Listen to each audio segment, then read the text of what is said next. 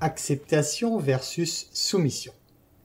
Alors, nombreux sont ceux qui ont des difficultés à comprendre le concept de l'acceptation.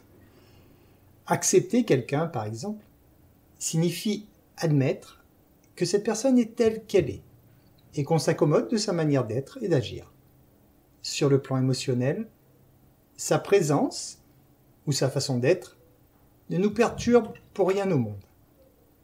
Lorsque vous êtes dans l'acceptation, vous vous sentez bien, tout simplement.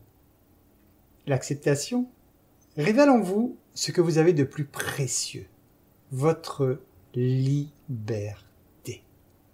En le faisant, vous permettez à l'autre de se nourrir également de sa propre liberté. Accepter vous libère de toute résistance. Les souffrances se trouvent dans la résistance, c'est-à-dire dans la non-acceptation. Se soumettre, par contre, correspond donc à ne pas accepter. Ça signifie se résigner à être d'accord avec quelqu'un, mais en gardant une résistance interne.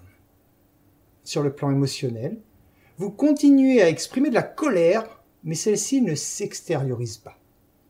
Et tout ce qui ne s'exprime pas, s'imprime. C'est par cette façon que vous vous provoquez des maux physiques, douleurs, maladies, etc. Tant que vous résisterez à accepter une expérience, vous en souffrirez. Apprenez à bien faire la différence entre l'acceptation et la soumission. L'une est à l'opposé de l'autre. Afin de vous aider à définir si vous vivez l'acceptation ou la soumission, il suffit donc de vérifier votre état émotionnel. Si vous vous sentez heureux de la situation, c'est que vous avez accepté. Si vous vous sentez en colère ou frustré, c'est que vous vivez la soumission.